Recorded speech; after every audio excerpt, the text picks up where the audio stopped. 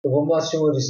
Mais um vídeo aqui, metodologia de ensino para a Polícia Militar do Estado do Maranhão. Tanto vai servir para PM, como CBM, como para penal também. Vou bater alguns tópicos aqui do edital, de maneira com que eu finque mais os estudos aqui, de forma com que explique para vocês. Aí, ó. Dossiê completo. Vamos bater todos os tópicos do edital aqui de maneira rápida, sucinta, direta, ao ponto, e logo após vamos ter aqui 48 questões, 2 questões por cada tópico para bater esse assunto aqui.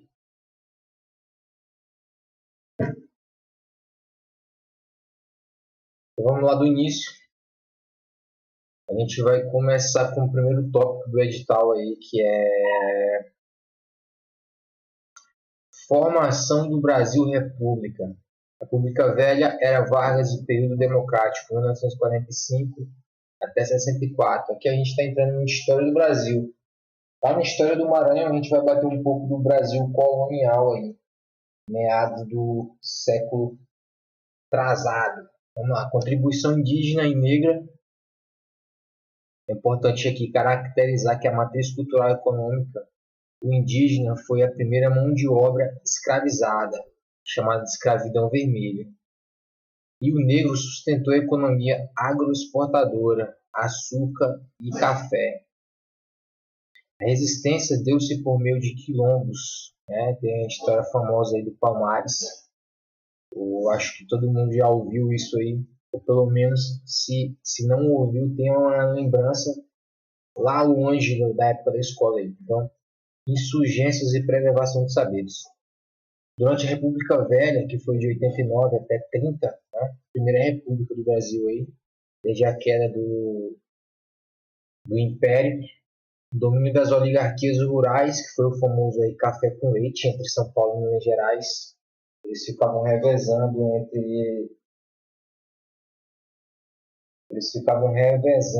entre o poder. Em determinada época era São Paulo no poder, e aí revezava para Minas Gerais, depois voltava para São Paulo, depois ia para Minas Gerais novamente. Prática do coronelismo, voto de capricho e política dos governadores, troca de favores entre governos estadual e federal, economia voltada ao café, principalmente, época dos barões do café, estratificação social rígida.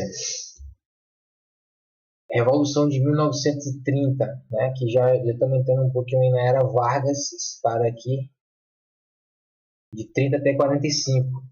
Derrubou a República Velha após a ruptura de alianças em São Paulo e Minas Gerais, no qual teve sua ascensão.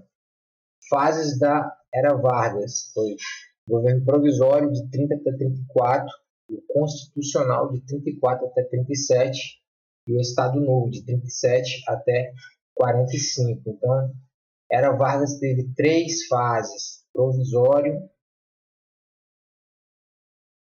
constitucional e o Estado Novo. De 1937 até 45, a ditadura varguista entrou em ação. Legado foi que era Vargas deixou aí para os dias atuais: consolidação das leis trabalhistas, né? O CLT aí, que hoje a maioria da galera que está estudando está inclusa ou já passou por ela. A industrialização por meio de substituição de importações e criação de empresas estatais. Então foi aqui que começou aí o industrialismo no Brasil aqui, ó. CSN, Vale do Rio Doce. Na verdade, o industrialismo já existia, o que iniciou aqui foi a estatização de algumas empresas. Então, período democrático de 45 até 64, né, pós Segunda Guerra Mundial aqui, a democratização pós-Vargas, destacou-se os governos Dutra, no qual fez alinhamento aos EUAs, aos Estados Unidos com a Guerra Fria. Vargas, nacionalismo, Petrobras e até o seu suicídio em 1954. Aí dar uma olhada em alguns documentários aí do canal History, aqui no YouTube, no qual mostra para você uma imagem mais específica dessa área Vargas, dessa era Vargas aqui até o seu suicídio, em 54, com um tiro na boca, né? Então, JK e Jango. Redemocratização do Estado e a Constituição de 1946, que é o tópico 2 do edital. Constituição de 1946, Carta Democrática e Liberal, elaborada pela queda do Estado Novo. Estabeleceu as liberdades individuais, então aqui ela restabeleceu algo que tinha sido perdido durante a ditadura Vargas, o voto direto e secreto, mas aqui mantendo o analfabeto excluído. Então, se você não sabia ler, no qual era a maioria da população brasileira nessa época, você não tinha direito ao voto. A tripartição de poderes e a autonomia dos estados. Política e industrialização do governo JK. Plano de metas, que famoso 50 em 5, foco em energia, transporte, rodoviarismo em detrimento das ferrovias, indústria de base, alimentação e educação. Então, JK subiu ao poder lá com esse slogan aqui, 50 anos em 5. Ele prometeu aí fazer em 5 anos tudo aquilo que o Brasil não fez em 50. Focando no transporte rodoviário, e aí veio toda a construção de rodovias, né? O famoso DR, Departamento de Rodovias e Estradas. Aí teve uma fase de diversas ramificações aí. A Polícia Rodoviária Federal entrou em vigor, e aí veio a construção de Brasília, mudança do centro político do Brasil, que era no Rio de Janeiro, para Brasília, Distrito Federal. Construção de Brasília, transferência da capital para o centro-oeste, interiorização do desenvolvimento e segurança geopolítica. Entrou capital estrangeiro maciço, indústria automobilística, né? Então, a indústria automobilística, ela financiou isso daqui com um propósito de puramente, vamos dizer que foi o capitalismo entrou em vigor aqui, né? Então, o estrangeiro investiu, mas em troca ele sabia que ia ganhar algo com isso, né? Gerando crescimento econômico acompanhado do aumento da dívida externa e inflação. Tópico 5 e 6. Crise no regime democrático e o golpe de 64. A crise isentada no governo João Goulart, o Jango, e seu plano de reformas de base, agrária, urbana, educacional e eleitoral, oposição violenta da elite rural, classe média urbana, marcha da família com Deus pela liberdade, empresariado e forças armadas no contexto da Guerra Fria. Então toda essa galera aqui, ela bateu de frente com o Jango e a sua atual forma de poder. Em 64, 31 de março, 1º de abril, a cúpula militar ela tirou o Jango do poder sob o pretexto de combater o perigo comunista e a corrupção, iniciando assim um dos períodos aí que toda pessoa de natureza brasileira ouviu falar aí na escola, que foi a ditadura militar, de 64 até 85. Crise no regime militar e redemocratização. Então, o regime militar é a ditadura pautada aí por algumas condutas. De fato, aí o AL5, aí, quem conviveu aqui agora, a gente está em meados de 26, de 2018 para cá, essa polarização aí de partido, Bolsonaro no poder e seus filhos, ouviu muito essa palavra aqui, ó, AL5, né? Ato Institucional número 5. Auge da repressão, milagre econômico nos anos 70, seguido de hiperinflação, uma década, digamos que, perdida. Abertura e redemocratização do processo lento e gradual e seguro iniciado por Geisel e Figueiredo, lei de anistia em 79, movimentos diretas já em 83, e 84, que mobilizou o país, culminando na eleição indireta de Tancredo Neves em 85 e na promulgação da Constituição que está em vigor até hoje, aí, a de 88.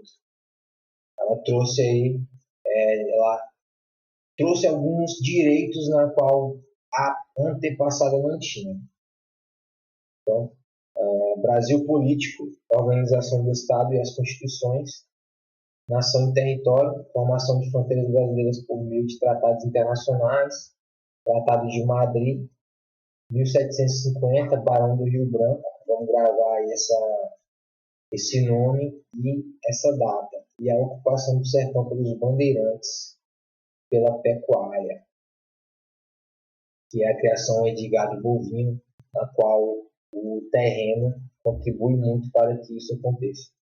Organização do Estado, evolução do Estado unitário, Império para o Estado federalista e república. Né? As constituições brasileiras. Temos aí a de 24, outorgada unitária pelo poder moderador, voto censitário, catolicismo era a religião oficial. Essa constituição aqui foi na época do Brasil Império ainda. Então, Primeira República, promulgada após a queda do Império, em 1891, federalista, presidencialista, fim do poder moderador e separação da Igreja do Estado. Então, a Igreja antes ela fazia parte do Estado, aqui ela já não faz mais parte. Em 1934, Vargas promulga a Constituição com direitos trabalhistas e a implementação do voto feminino, 34, lembrando que aqui ainda os analfabetos não poderiam votar. 37, Estado Novo, outorgada a polaca. Vamos gravar também essa referência aqui, ó, polaca. Ditatorial, pena de morte e centralizadora. 1946, um pós-guerra, pós-Segunda Guerra Mundial, redemocratização promulgada liberal-democrática. E 1967, entrando em vigor a ditadura militar, outorgada, sancionada sob pressão centralizadora e autoritária. Aqui, quem tinha crimes políticos, o habeas corpus estava proibido para eles. 1988 foi a última Constituição, uma Constituição chamada de Constituição Cidadã, promulgada focada nos direitos humanos, racismo como crime inafiançável e imprescritível e o Estado Democrático de Direito. Vamos também salvar e gravar bem na memória essas duas palavras aqui, ó, inafiançável e imprescritível. E aí vamos estar entrando no tópico de história do Maranhão aqui. França equinocial. Aí a gente já volta ao século antes do que a gente estava falando agora, que é a França equinocial, fundação de São Luís e a Batalha de Guaxinguba, tópicos 1, 2 e 3.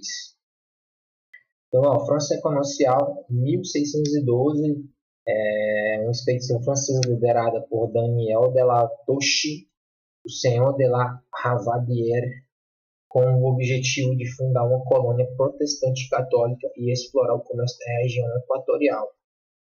Fundação de São Luís, 8 de setembro de 1612.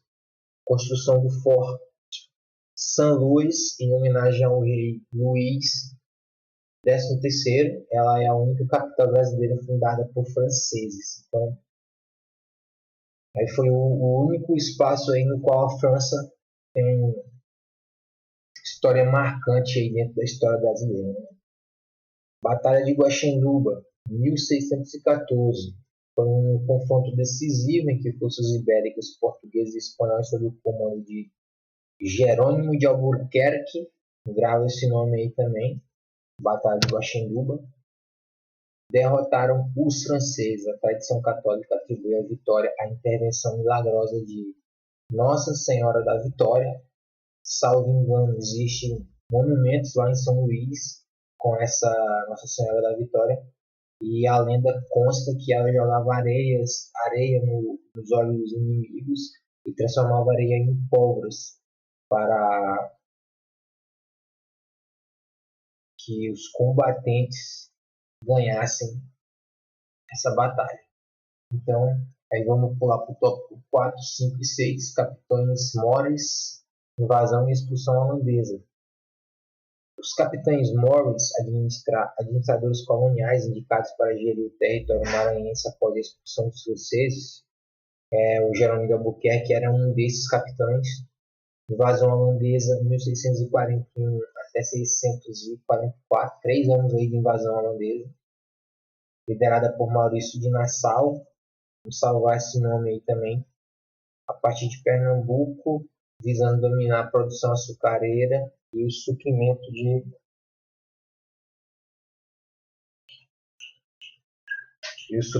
de mão de obra escrava. Os holandeses ocupam São Luís.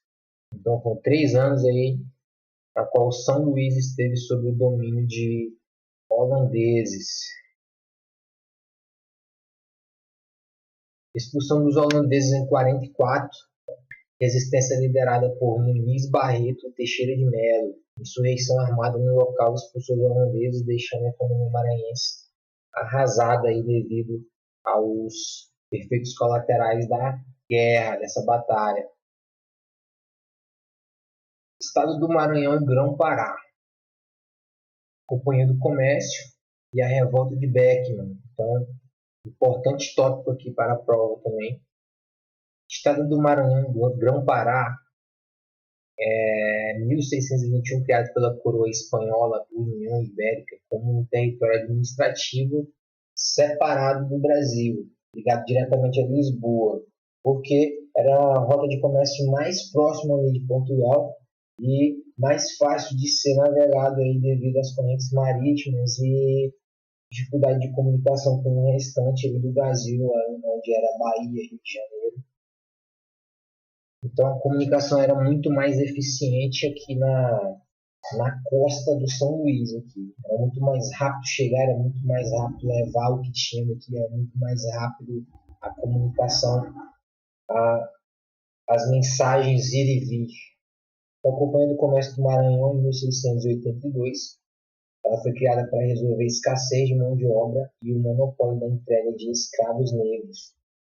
Então, aqui reza a lenda que os escravos negros eles eram muito mais fácil após a compra de lidar e trabalhar com eles do que a escravização indígena. Os indígenas nunca foram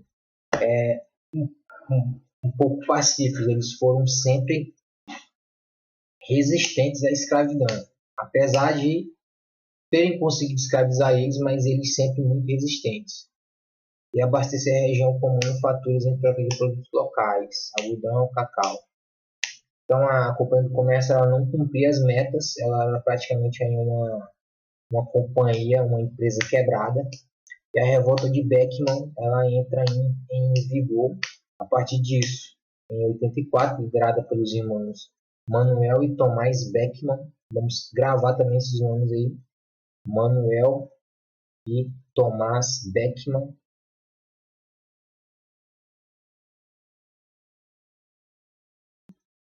Causas, insatisfação dos proprietários rurais com o monopólio e falhas da Companhia do Comércio associadas aos conflitos com os jesuítas. Os jesuítas já estavam em solo aí pelo Nordeste, que impediu a escravização indígena. Então, os jesuítas aqui eles tinham uma metodologia muito mais diferente de lidar com os índios do que o empresário. A galera queria escravizar, os jesuítas não. Manuel Beckman aí assumiu o governo, mas a revolta foi sufocada e ele foi enforcado aí alguns anos após a revolta de Beckman entrar em vigor. Independência e não adesão à Batalha de Genipar. Adesão um pouco tardia ao Império, 1823, a independência foi em 1822, né? As elites maranhenses, comerciantes portugueses, eles tinham mais vínculo econômico com políticos com Lisboa que com o Rio de Janeiro, pela proximidade, pela facilidade de comunicação e ser mais ágil entre Portugal do que o restante da costa brasileira, né? Então eles resistiram à independência por conta disso. Isso foi um dos fatores da resistência da independência e se estendeu aí por mais um ano. Batalha do Genipapo, 13 de março de 23, aí a galera está estando com a prova da Polícia Militar do Piauí. Todos os conterrâneos sabem muito bem aí qual que foi essa batalha. Inclusive tem um monumento lá no Piauí dedicado exclusivamente a essa batalha aqui, próximo à saída de Campo Maior, destino Piripiri. Confronto sangrento entre piauienses, maranhenses e cearenses, né? Foices, enxadas, eram o armamento ali das tropas que estavam contra as portuguesas do Major Fidier.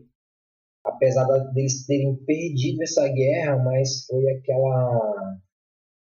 uma derrota estratégica. Eles perderam, mas serviu para acurralar Fidier ali e enfraquecer os planos que Fidier tinha com o território maranhense ali, no que combinou, os maranhenses acabaram aderindo à independência um ano após. Então, a Fidier foi enfraquecido, né? Ele foi encurralado durante a Batalha de Genipapo, teve que se deslocar até o Maranhão, até que a coroa portuguesa se rendeu e o Maranhão se tornou independente aí junto com o Brasil. 28 de julho de 1823, com o apoio da esquadra de Lord Conrad. Salva esse nome aí também. E essa data aqui, 28 de julho de 1823. Balaiada, tópico forte aí também na prova, caracterizada de 1838 até 41, maior revolta popular do Maranhão durante o período regencial.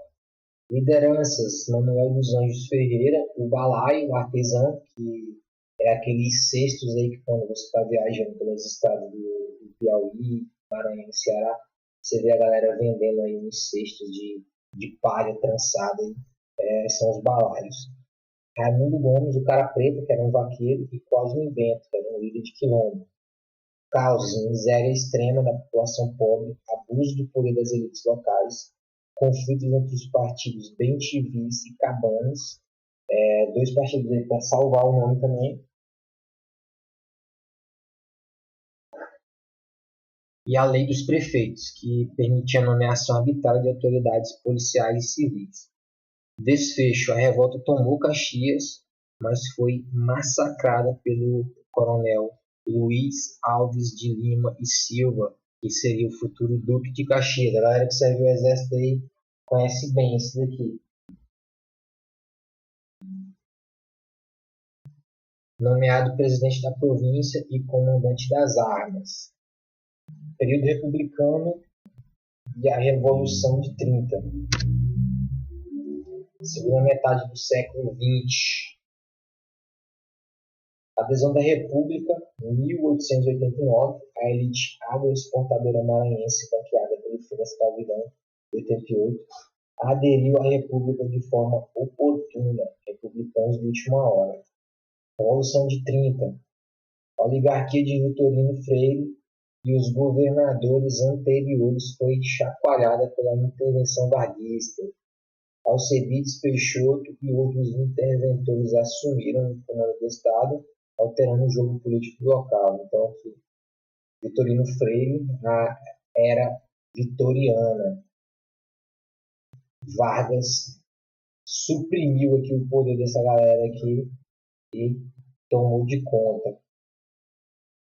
Já na segunda metade do século XX, dominada pelo vitorianismo, líder oligárquico Vitorino Freire, e posteriormente pela consolidação do sarneísmo a partir de 1965, a galera que é maranhense aí, ela conhece bem esse nome aqui, José Sarney. Inclusive a família dele ainda está no poder até hoje. Com a eleição de José Sarney, o governo do estado, com o apoio do regime militar, ali após como é que eu vou falar para você que não foi que foi uma queda da ditadura militar, mas após o encerramento da ditadura militar, Sarney avança no poder com a ajuda dos militares também.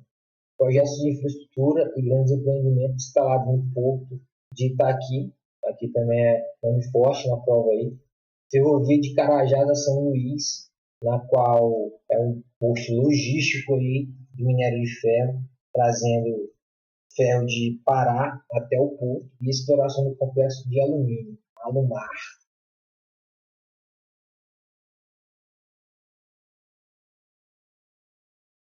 Senhores, aí batemos aí pontos estratégicos aí do edital, história geral Brasil e história Maranhão. E aí aqui tem 48 questões comentadas, duas para cada tópico. Vamos começando aqui pela história do Brasil. A gente não vai resolver todas aí, mas o material no qual eu vou deixar aqui tem todas as questões. Se você quiser esse material aí em PDF, aí embaixo do vídeo tem uns links. É só entrar em contato aí que a gente envia para você. Detalhe importante, não passa por nenhuma plataforma ainda qual esses cursos aí vendem, Hotmart, Free nada disso. É tudo diretamente aí, você fala comigo, a gente tem uma conversa humanizada e você recebe o material diretamente no seu WhatsApp aí, para estudos, tá bom? Então aqui, ó, primeiro tópico, História do Brasil. Tópico 1, contribuição dos índios negros na República Velha, era Vargas e período democrático. Durante a República Velha, a política dos governadores garantia a estabilidade do poder central por forma de troca de favores entre a oligarquia federal e a oligarquia estadual, sustentada pelo voto de cabresto nas bases locais. Correto.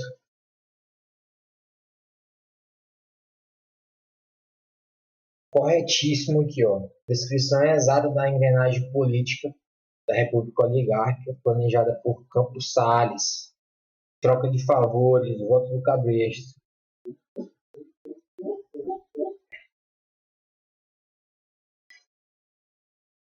Segunda questão. Estado Novo, 1937 até 1945. A época de Vargas foi caracterizada pelo fortalecimento das liberdades democráticas, descentralização política e incentivo à livre organização partidária negativo. Você lembra da era Vargas, você lembra de ditadura. Estado Novo foi uma ditadura outorgada, centralizadora, com censura e fechamento do Congresso Nacional. Tópico 2, vamos falar sobre redemocratização e Constituição de 46 ali no período pós-guerra. A Constituição de 46 restabeleceu direitos civis e políticos do Brasil, contudo manteve a proibição do direito de voto aos analfabetos. Analfabetos não poderiam votar. Gabarito correto, a Carta de 46 foi liberal e democrática, mas manteve a exclusão histórica de eleitorado analfabeto. O texto constitucional de 46 consagrou um modelo econômico de intervenção estatal absoluta, extinguindo o direito à propriedade privada no país. É erradíssimo. A Constituição de 46 garantiu expressamente o direito de propriedade e os princípios da livre iniciativa. Tópico 3, política de industrialização do governo JK. Questão 5 aqui já, né? Plano de metas do governo do Juscelino Kubitschek privilegiou o modal ferroviário do transporte, alocando a maior parte dos recursos públicos na expansão de malhas de trem de alta velocidade. Erradíssimo. O plano de metas ele priorizou o modal rodoviário, o departamento de rodovias e estradas, e expandiu aí as rodovias que você anda hoje aí para se locomover de um estado para outro, atraindo assim as indústrias automobilísticas multinacionais para dentro do país, a venda de veículos. Até hoje é o que move aí os estados aí com a cobrança do IPVA, licenciamento, os impostos em cima de carros. Então, a Constituição e Inauguração de Brasília, em 1960, visava, entre outros objetivos geopolíticos, interiorizar o desenvolvimento e integrar regiões isoladas do país. Correto. transferir a capital do litoral do Rio de Janeiro para o Planalto Central buscava a interiorização populacional e econômica. Crise no regime democrático. As reformas de base propostas por João Goulart contemplavam mudanças estruturais nas áreas agrárias, educacional e eleitoral, recebendo um amplo apoio das alas mais conservadoras da Igreja Católica e do empresariado. Errado. O Jango, o João Goulart aqui, tem alguns filmes aí brasileiros aí que especificam aqui essa figura aqui. Inclusive tem alguns filmes aí que reza a lenda que ele foi assassinado aí por conspirações na Argentina. Então, gabarito errado. Comentário: as reformas de base eram rejeitadas ferozmente pelas elites igreja conservadora, militares, que acusavam João de tentar implantar uma república sindicalista, e aí aqui acabou culminando aí na entrada da ditadura militar no poder. Marcha da Família com Deus pela Liberdade foi uma manifestação popular de apoio ao governo de João Goulart contra os setores golpistas das Forças Armadas. Gabarito errado. A marcha foi uma reação contrária a Jango, mobilizando a classe média conservadores para pedir intervenção militar. Questão 9, já entrando no tópico 6, aí, que foi o golpe de 64. O golpe de 64 resultou na disposição de João Goulart e na instauração de um regime militar que utilizou atos institucionais para caçar mandatos, suspender garantias constitucionais. Correto. O regime utilizou instrumentos normativos excepcionais, como foi o AL-5, para concentrar poder e reprimir a oposição.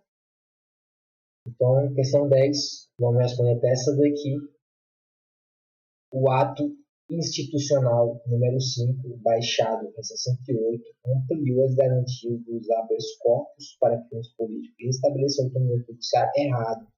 O AL-5 ele fez justamente o contrário, ele suprimiu o direito de habeas corpus para crimes políticos e não estabeleceu a autonomia do Poder Judiciário. Ele encerrou essa autonomia. Suspendeu o habeas corpus para crimes políticos e fechou temporariamente o Congresso, representado o período mais duro da ditadura. E aí, da 10ª questão aqui até a 48ª, a gente vai batendo todos os tópicos. Tá deixando aí abaixo aí no material para você baixar, tá ok? Então, nossa aula encerra aqui. Vou trazer mais algumas aulas aí batendo questões, mas o que era para ser visto já foi visto aqui. As questões vão ser para a gente ajustar e massificar, fincando o conhecimento no cérebro. Beleza?